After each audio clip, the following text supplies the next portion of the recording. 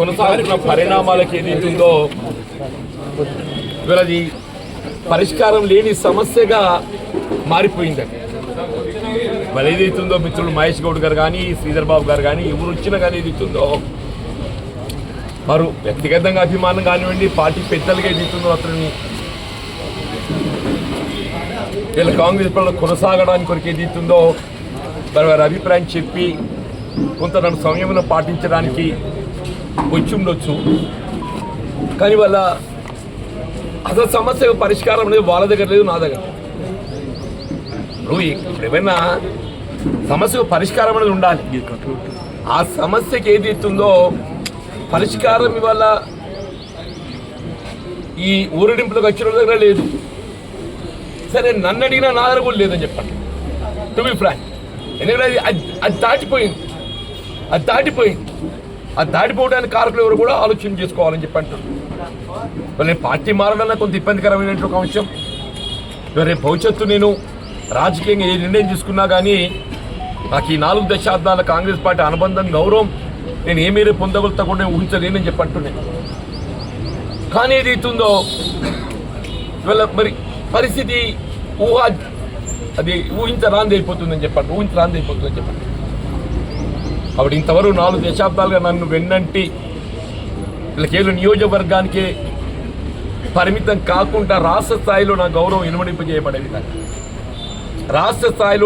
ఇనుమడింపజేయబడే విధంగా నాకు వెన్నంటి నిలిచినటువంటి ఒక నా రాజకీయ సహచరులు, వాళ్ళు ముఖ్యంగా చెప్పంటున్న ఐనాడ్సే కార్యకర్తలు నేను వాళ్ళ నా కుటుంబ సభ్యులు అని చెప్పిన రాజకీయ సహచరులు అని చెప్పంటున్నా.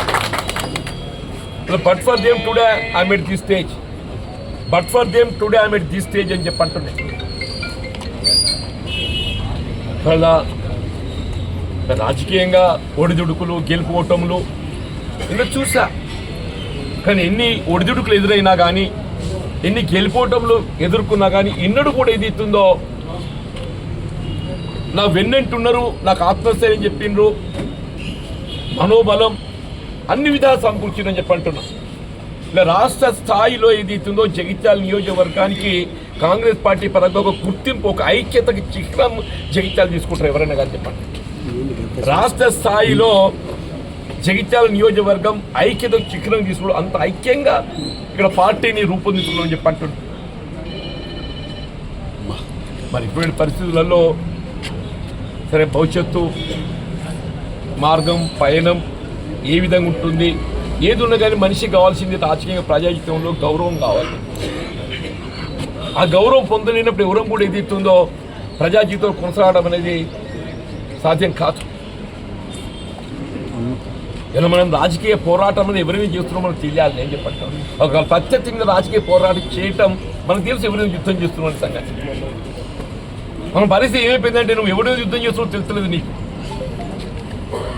స్వపక్షంతో యుద్ధం చేస్తున్నావా, విపక్షంతో యుద్ధం చేస్తున్నావా?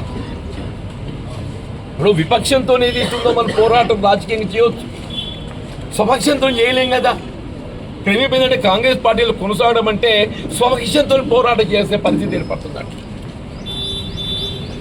మనసు అంగీకరించదు, నాకు మనసు అంగీకరించని చెప్పంటున్నా. సరే మన మున్సిపల్ ఎన్నికలు విధిలేని పరిస్థితులలో స్వపక్షాన్ని విభేదించి పోరాటం చేయని పరిస్థితి ఏర్పడ్డది. I further doesn't want such situation. మొన్న మున్సిపల్ ఎన్నికల్లో ఏర్పడ్డ ఒక పరిస్థితి మళ్ళీ ఏర్పడడం నేను కోరుకోవటం లేదు. మరి ఎక్కడున్నా మన విపక్షంతో మనం పోరాటం చేస్తాం, రాజకీయంగా కానీ ప్రజా జీవితంలో ఏదైనా కానీ. స్వపక్షంతో పోరాటం చేయడం అనేది ఎవరు కోరుకోము.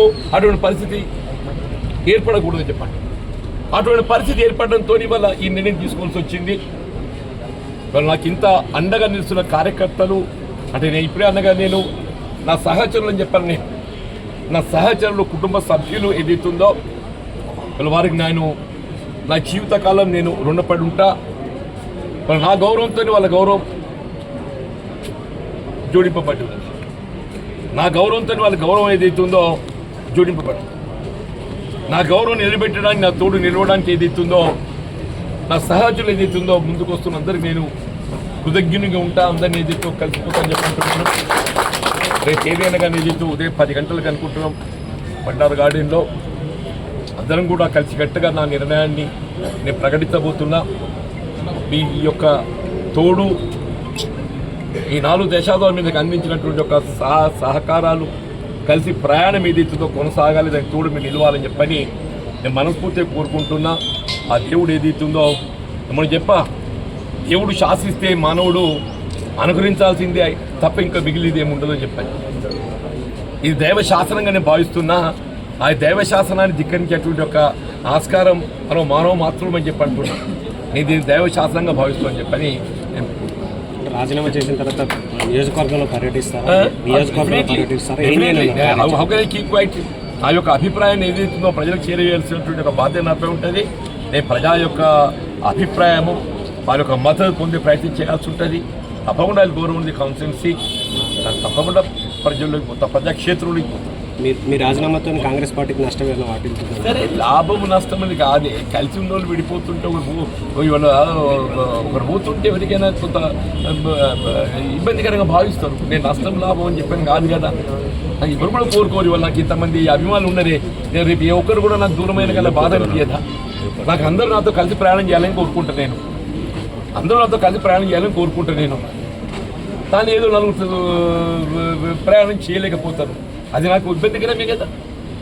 మరి వాళ్ళ దృష్టిలో నా గురించి ఏముందో నాకు తెలియదు. కానీ నేనైతే కలిసి ప్రయాణం చేయాలని చెప్పని నిన్నటి వరకు భావించిన కాంగ్రెస్తోని ఇవాళ ఈ సిచ్యువేషన్ 15th నాడే తీర్చే. ఇప్పుడు సచిన్ సావంత్ ఎవరైతే సెక్రటరీ గారు వచ్చిందో, నేను వారు 15th Feb చెప్పాను. నేను మున్సిపల్ ఎన్నికల చైర్మన్ ఎంపికకు సంబంధించి ఏదైతే ఉందో నా అభిప్రాయం చెప్పాను. నేను అభ్యర్థిగా ఎవరిని ఎంపిక చేస్తే బాగుంటుంది, కాంగ్రెస్ పార్టీకి అనుబంధంగా మొదటి నుండి ఎవరినో వాళ్ళు చేస్తే బాగుంటుంది, క్రమశిక్షణకు కట్టుబడి ఉన్నటువంటి ఒక నాయకుడు చేస్తే బాగుంటుంది సూచించాను.